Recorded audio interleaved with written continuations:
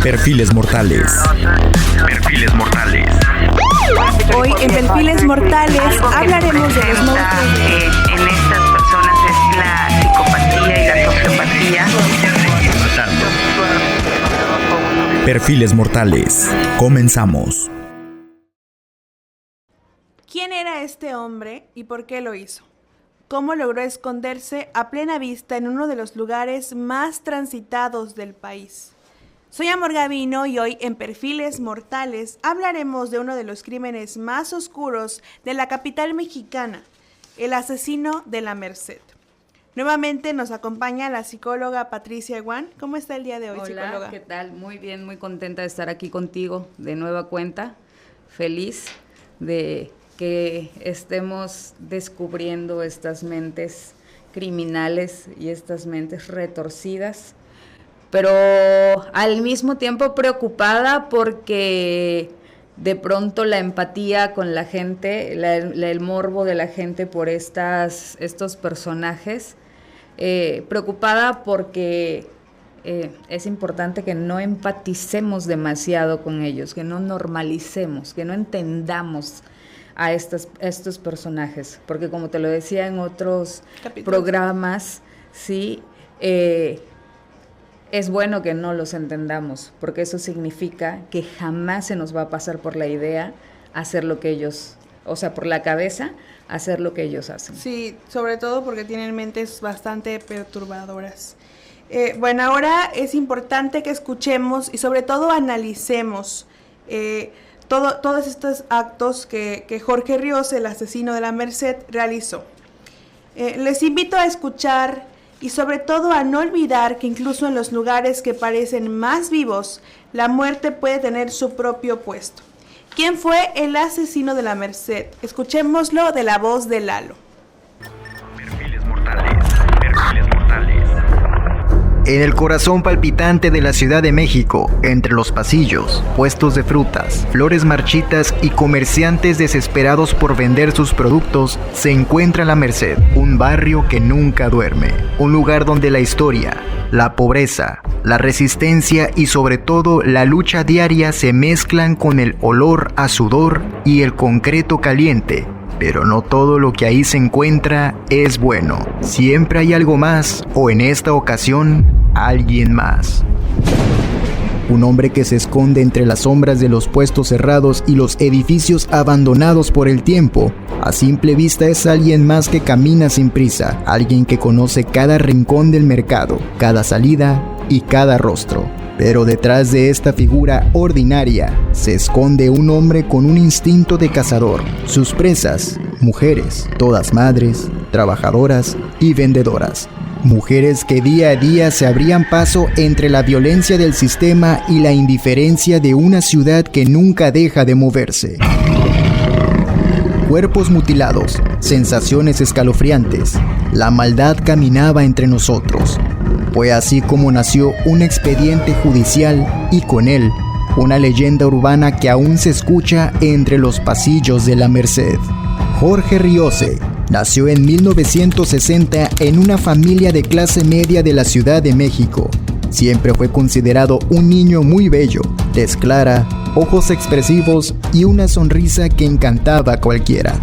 Pero aquello que no se veía en su rostro era la infancia dolorosa que personas cercanas a él aseguraban que atravesaba.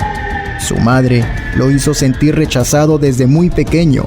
Siempre le cuestionaba sobre su identidad, su valor y su masculinidad. Se dice que lo abandonó en sus primeros años de vida, y no fue sino hasta más adelante cuando ella regresó a él después de que diera a luz a otro hijo. Lo peor de todo es que regresó no para recuperar los años perdidos, sino para cargarlo de responsabilidades que no le correspondían, como ponerlo a cuidar del menor. El daño estaba hecho, el abandono, el rechazo y el dolor marcaron profundamente su forma de ver el mundo, de amar y sobre todo de odiar.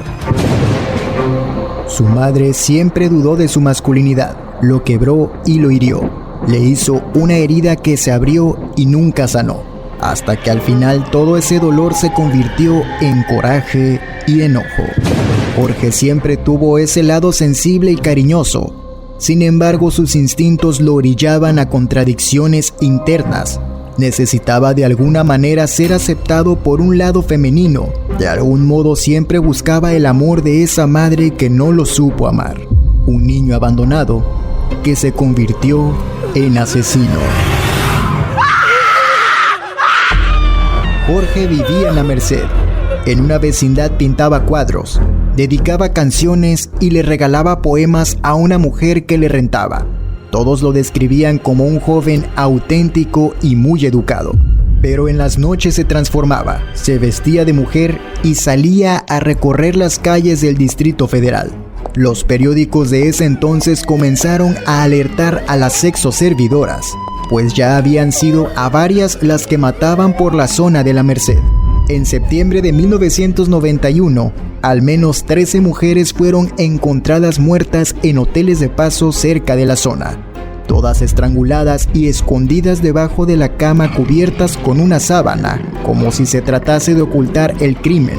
Pero eso no era todo, pues con los labiales de las víctimas dejaba mensajes en los espejos de la habitación a modo de amenaza. Todos estaban preocupados hasta que el 7 de abril de 1993 ocurrió el último crimen. A esta mujer le había sacado el corazón y dibujado una estrella de 5 picos con símbolos extraños que nadie comprendía. La policía capturó a un hombre para calmar las aguas. Se dice que lo torturaron y lo hicieron confesar un crimen que nunca cometió. Jorge parecía haberla librado. Sin embargo, el 9 de abril, una mujer logró escapar de él. La policía lo atacó y él logró refugiarse en su cuarto, el cual comenzó a incendiarse tras intentar quemar todas las evidencias que lo incriminaban. Luego de que los bomberos llegaron, los policías acordonaron la zona y encontraron en el piso a Jorge. Estaba inconsciente. Al entrar a la habitación también encontraron que él había escrito con pintura roja "No soy homosexual" en la pared, así como recortes de periódicos narrando sus crímenes, identificaciones, ropa de mujer, listones y cabello. Perfiles mortales. Perfiles mortales. Sin duda, este caso, lo que dejó atrás no fueron solo cuerpos de mujeres, sino que también preguntas que nunca fueron respondidas. Es uno de los asesinos seriales más escalofriantes de la historia de nuestro país. ¿Qué opina, psicóloga? Híjole, estaba yo leyendo lo que investigaste, estaba yo haciendo también mi tarea de escuchar relatos acerca de él y cómo alguien que puede brillar tanto en la mañana puede ser tan oscuro en la noche, ¿sí? Y cómo se puede armar una historia tan macabra y tan bien formulada y tan bien armada, ¿sí? Que de alguna manera pues era controlada por las necesidades de Jorge, por estas necesidades psíquicas, psicológicas de Jorge. Sí, yo creo que lo más impactante es que la imagen que él transmitía, pues uno como que nunca se imagina, ¿no? Que puede esconder detrás de todo eso. ¿Qué papel puede haber jugado el abandono materno en la construcción de la identidad de Jorge? Híjole, en programas anteriores platicamos la importancia de este vínculo que existe entre mamá y un hijo y los primeros contactos, este vínculo, esta teoría del apego y lo importante que es para el ser humano en cuestión del desarrollo de su identidad, pero también del desarrollo de cómo voy a tratar a los demás o cómo me voy a hacer parte de los demás. En el caso de Jorge, la directriz era pues un abandono como herida. Había rechazo, había desamparo emocional, había una soledad extrema, ¿sí? La mamá hubo un tiempo que se retiró de la vida de él y de pronto regresó, pero no regresó como para aportar en la vida de él, sino regresó como para darle más carga emocional y pues de responsabilidades a un niño que no estaba capacitado para ello. También dentro del abandono materno, pues ahora sí que se desarrolló un odio hacia lo femenino, ¿sí? Porque conforme se va desarrollando esta estructura de personalidad en donde no logra ver una empatía, no logra ver la teoría de apego, no logra ver un vínculo, ¿sí? Pues obviamente me estoy dando cuenta que que soy maltratado, que no soy aceptado, que no me quieren, ¿sí? Y eso hace que yo tenga, pues, así como hay este amor-odio en donde yo busco agradarte o busco ser parte de tu vida, al mismo tiempo desarrollo un odio hacia ti, porque todo el tiempo estoy lleno de rencor y estoy lleno de enojo porque no me quieres, y no me quieres porque no lo sé por qué no me quieres. No hay una explicación, no hay una explicación de por qué no te vinculaste conmigo, ¿sí?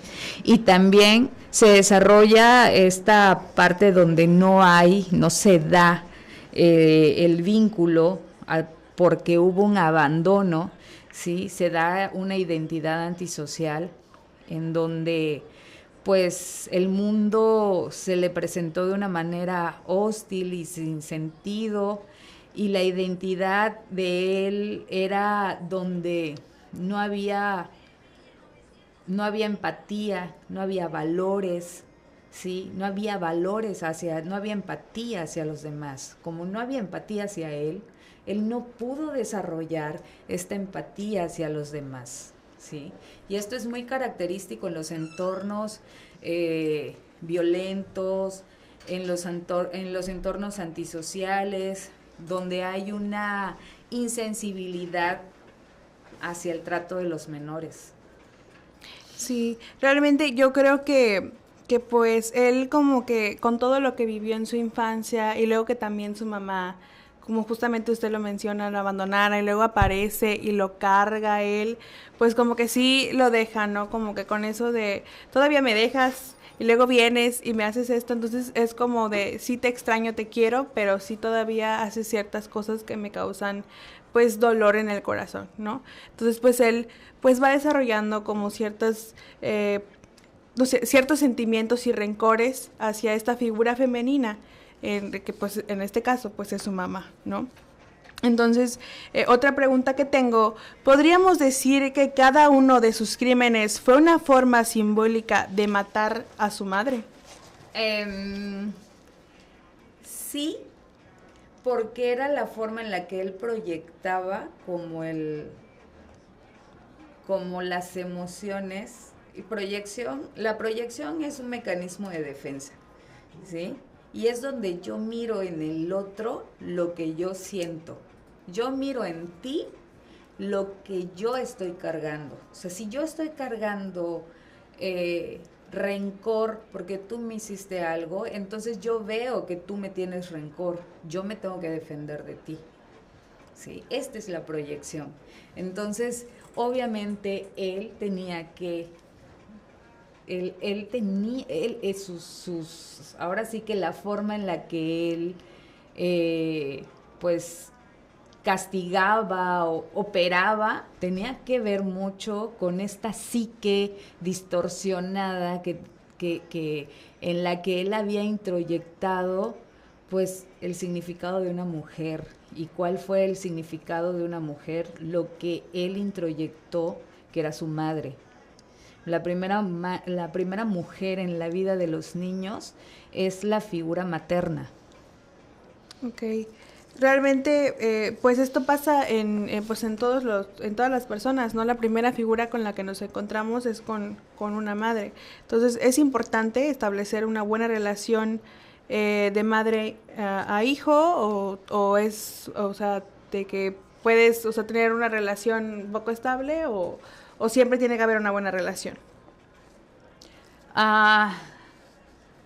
Pues es que una buena relación no significa que no va a haber conflictos, ¿sí? Una buena relación, una relación estable, No, yo creo que ni siquiera van los términos por ahí. Los términos que realmente importa es que haya vínculo, que haya conexión, ¿sí? Y dentro de esa conexión van a haber muchos problemas y van a haber cosas negativas y cosas positivas, pero que haya vínculo, ¿sí? Que haya apego, que tú me pertenezcas a mí, yo te pertenezca a ti, que haya este sentido de pertenencia que somos tú y yo. O sea, imagínate qué psicótico y qué esquizofrénico que este niño no le pertenecía a nadie. Y cuando él tenía la necesidad de pertenecer, porque un niño, yo te lo comentaba el otro día, que el recién nacido lo que hace biológicamente es buscar por reacción la mirada de la madre. Y si esta mirada no se encuentra, ¿sí? Por eso se desarrollan muchas patologías psicológicas en los niños.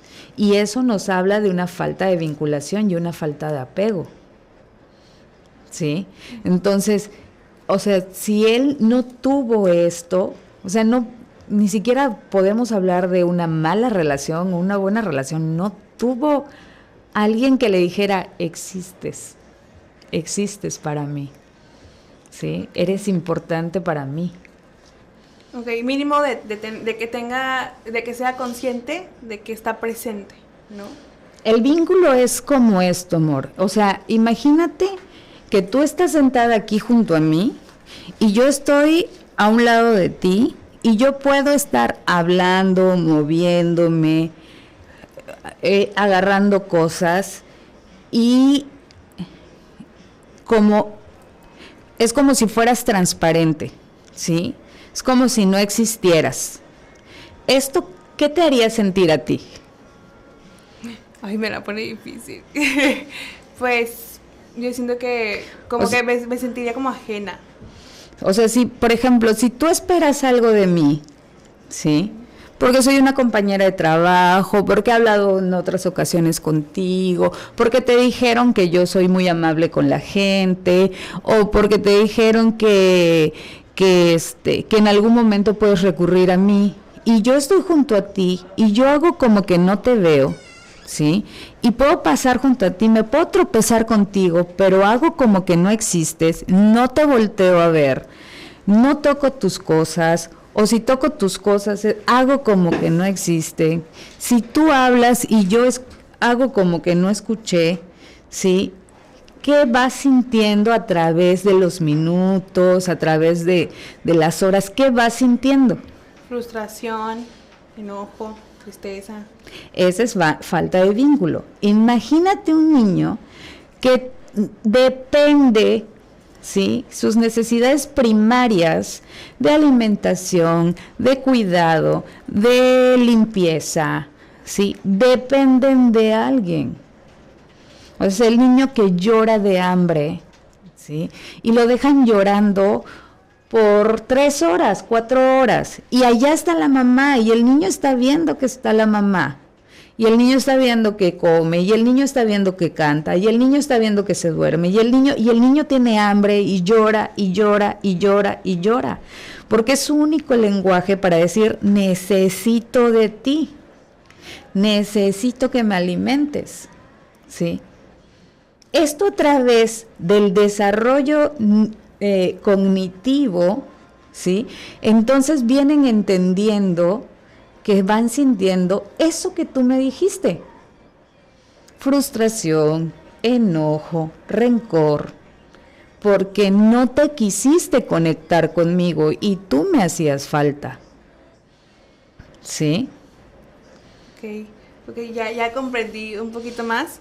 Realmente, pues, yo creo que la relación que él no tuvo con su madre fue lo que detonó, más que nada, que él pues desarrollara como ciertas conductas, ¿no? Y bueno, que poco a poco se fueron convirtiendo en situaciones un poco más graves, no un poco, mucho más graves. También en algunos testimonios se habla de una lucha interna entre su sensibilidad artística y una necesidad de demostrar masculinidad. ¿Cómo se puede entender este conflicto desde la psicología? Pues imagínate, él vivía en un barrio rudo, ¿sí? Supongamos que venía de una mamá ruda, o sea, una mamá, y yo traté de imaginármelo a él, o sea, un chico blanco, bonito, de ojos grandes, porque así lo describen, Sí.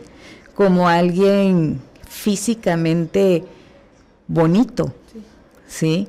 Con ciertas cualidades, físicas, pero no era un hombre guapo, era un hombre bonito. Y eso en el contexto cultural, en el contexto social en el que él se movía, eso era femenino, ¿sí? Y eso era rechazado. La debilidad de llorar, de te necesito, de tengo miedo, de me haces falta, de tengo hambre, de me duele, ¿sí? Como puede pasarle a cualquier niño, junto a una mamá que no me interesa, que no le interesa vincularse con él, que no le interesa saciar sus necesidades primarias, ¿sí? Eso era debilidad. Y eso era rechazado. O sea, mostrarme débil lo hacía muy vulnerable.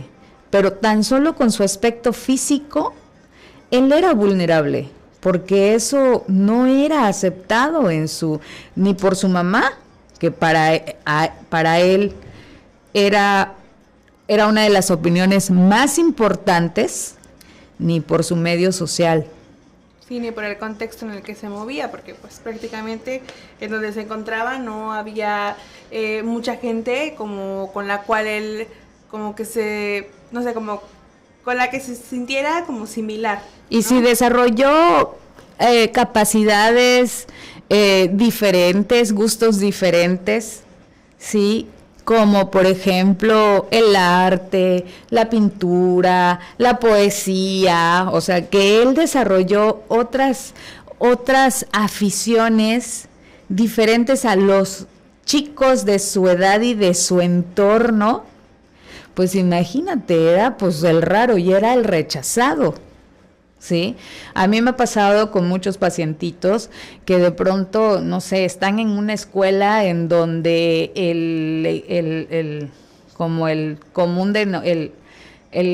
pues el equipo o el juego, el común denominador de todos los chicos es ir a fútbol. Y de pronto hay un chico que le gusta el ajedrez, ¿sí? Y está buscando con quién jugar ajedrez y no hay con quién jugar ajedrez, pero déjate que no hay con quién jugar ajedrez. Es señalado porque no es bueno para jugar fútbol, es señalado porque no quiere jugar fútbol y es señalado porque prefiere estar sentado jugando ajedrez. Entonces imagínate qué le pasó a este hombre. Cuando venía de un entorno social en donde todo era rudo, todo era machismo, todo era violencia, y de pronto él salía con poesía. ¿Sí? Era así como, ¿qué te pasa? Sí, sobre todo desde que ya lo rechazaban en casa y luego salir y que también te rechacen, pues es como un boom para él, ¿no? También, bueno, ¿por qué alguien que muestra rasgos cariñosos o sensibles podría terminar cometiendo actos tan extremos como la violencia? Porque tú lo dijiste, es como su otro yo, ¿sí? Hay, en el psicoanálisis hay una parte que se habla cuando se describe el yo es como la personalidad, hay algo que se llama el yo y el ideal del yo, ¿sí? El yo es lo que tú le presentas a los demás y el ideal del yo es lo que te gustaría ser y lo que la sociedad te exige que seas, ¿sí? Se supone que una buena combinación te da un equilibrio mental, pero ahí el problema, que no siempre podemos equilibrar nuestras necesidades con lo que socialmente se nos es permitido. o nuestros anhelos, cuáles son nuestros ideales, con lo que realmente se nos es permitido, ¿sí? En un entorno. Okay. ¿Y existe alguna técnica para que exista este equilibrio o...? Aquí viene la importancia del vínculo. Okay. Cuando tú te encuentras en un maternaje, con un maternaje en donde te van aceptando y no es aceptando lo que eres, sino te van validando como persona, o sea, es así como, sí existes, amor, aquí estás, ya me di cuenta que aquí estás junto a mí, ¿sí? O sea, a lo mejor y no hablo contigo, pero ya me di cuenta que aquí estás. Hay una práctica cuando nosotros trabajamos con niños, que hay un determinado mes en la formación de los niños, en donde más o menos como a los 7 meses, la mamá se puede alejar y puede estar hablando en toda la casa y el niño ya no necesita verla, porque ya la introyectó. Con escucharla sabe que está ahí. Meses anteriores, aunque la escuche, si no la ve, llora. ¿Sí? O sea, necesita verla. Porque el que se sienta mirado por la mamá le confirma al niño que existe. Esa es la teoría de la identidad, del vínculo, del apego. ¿Sí? Un niño que no hace esta vinculación con una figura materna, lo que sucede es que no empieza a formar su identidad. Ok, entonces prácticamente todo comienza desde el primer vínculo. Desde los primeros días de vida. Ok, cuando el bebé busca la mirada de la madre. Muy bien. También sabemos que Jorge solía vestirse de mujer durante las noches. ¿Qué significado psicológico podría tener esta conducta en su caso? El vestirse de mujer es como... era como apropiarse de su mamá, ¿sí? Era como... parte de su conflicto interno tenía una identidad fracturada, o sea, una identidad dividida. Entonces, un lado es lo que él sentía y otra cosa es lo que él creía, ¿sí? Él al vestirse de mujer, él salía esta parte sensible y sobre todo simbólicamente representaba a su madre. Como que él buscaba, ¿no? Como de cierta manera... Él siempre buscó, hasta dentro de su mente enferma, él siempre buscó como esta aprobación o de yo quiero ser parte de la vida de mi mamá. Es muy similar a uno de los casos que habíamos mencionado. Que habíamos platicado. O sea, imagínate qué tan importante son estos procesos de vinculación en la niñez y qué tanto pueden afectar pues ahora sí que en la identidad y en las emociones, en la formación de emociones. Hace muchos años, y te lo cuento así rapidito, hace muchos años recuerdo de un niño, trabajé en una casa hogar y había un niño que su madre lo había violentado de recién nacido, ¿sí? Lo habían quemado, tenía quemaduras de cigarros. El niño tenía como 1 año cuando lo rescataron, se lo quitaron a la mamá, pero el niño había sido violentado muy fuerte, había tenido fracturas, ¿sí? Y conforme él fue creciendo, yo lo conozco cuando él tenía como 3 años de edad, y era una situación sumamente complicada, porque cuando él entraba en periodos de estrés, ya sea porque le llamabas la atención, porque hacía un berrinche, porque una de las nanas del lugar, pues siempre hay tías que no son tan pacientes, pues lo regañaba y lo trataba mal, siempre que el niño estaba en una situación vulnerable emocionalmente, él se lamía el cuerpo. Sí, así como lo escuchas, así como le hacen los gatos. Él empezaba a pasarse la lengua por todo el cuerpo, a llenarse de saliva toda la cara, todo el cuerpo. Obviamente para los demás era una situación muy incómoda porque la saliva huele feo. Sí. Pero eso tenía un simbolismo. Él se estaba lamiendo las heridas. ¿Sí? Él no tuvo una mamá que lo cuidara, él no tuvo una mamá que lo protegiera, que lo defendiera. Desgraciadamente en estos lugares donde mandan a los niños, no todas las nanas trabajan ahí por vocación, trabajan ahí por necesidad. Entonces tampoco las nanas tienen esta empatía. Y entonces su mecanismo de defensa era este. Cada vez que él se sentía vulnerable emocionalmente, y él no tenía conciencia de esto. A mí me tocaba cuando él se metía bajo las camas y él se metía como, sí, se metía bajo las camas. A mí me tocaba meterme bajo la cama, hablar con él, suavizar mi tono de voz, convencerlo que se dejara abrazar, ¿sí? Y cuando yo lograba como entrar en esta parte afectiva, él soltaba, pero era un mecanismo de defensa, ¿sí? Por este maternaje donde no hubo vinculación. Esto fue lo que pasó. Sí, realmente, pues, son ciertas situaciones con las que pues uno se encuentra, ¿no? Y que se van desarrollando, justamente como mencionamos, desde los primeros momentos de vida. Igual tenemos muchas preguntas respecto a varios temas.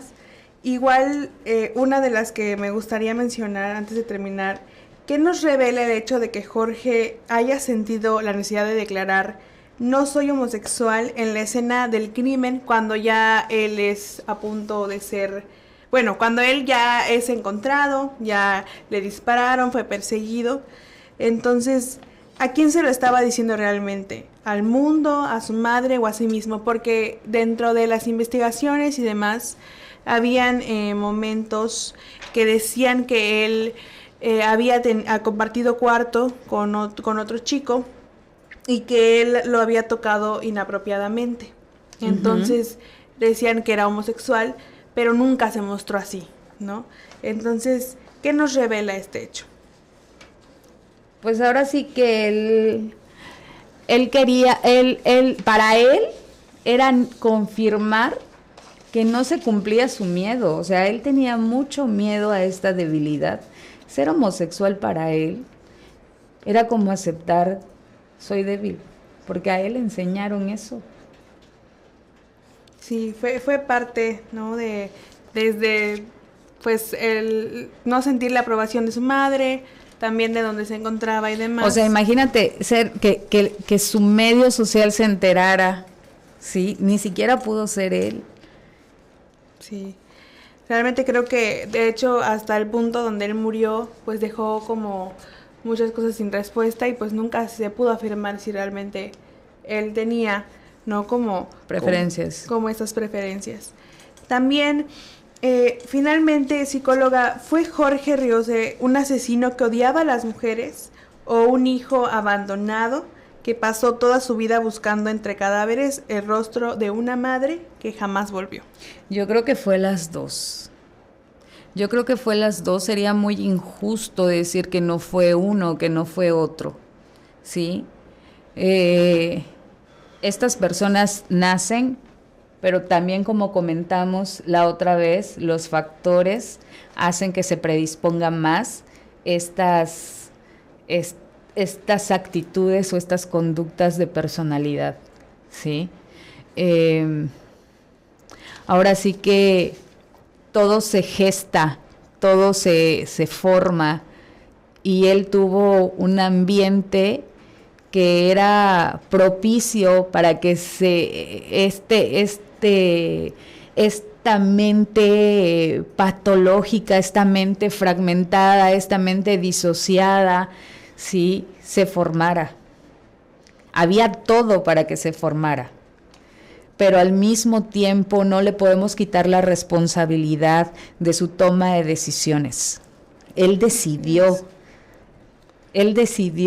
seguir este camino porque había encontrado otra parte de su personalidad, la sensibilidad. Había encontrado esa parte, pero él no supo defenderla, no tenía las herramientas para defenderla. Sí, incluso también dentro de todo esto, de las investigaciones y demás, a cada mujer que asesinaba, todas las retrataba. Entonces, pues esto es muy... Las tapaba, así sí, como si fueran sus hijas, como si fueran así muñequitas, o sea, como que las cuidaba después de. Sí. Y eso también tiene un simbolismo. Sí. Bueno, el caso del asesino de la Merced nos muestra la brutalidad de sus crímenes y también la brutalidad de una infancia devastada. Gracias, psicóloga Patricia Guan, por ayudarnos a conocer el perfil psicológico de este asesino que mezcló traumas con muerte. ¿Algún comentario? No, agradecerte, y ahora sí que, pues, agradecerte que me ayudes a explicarte, ¿sí?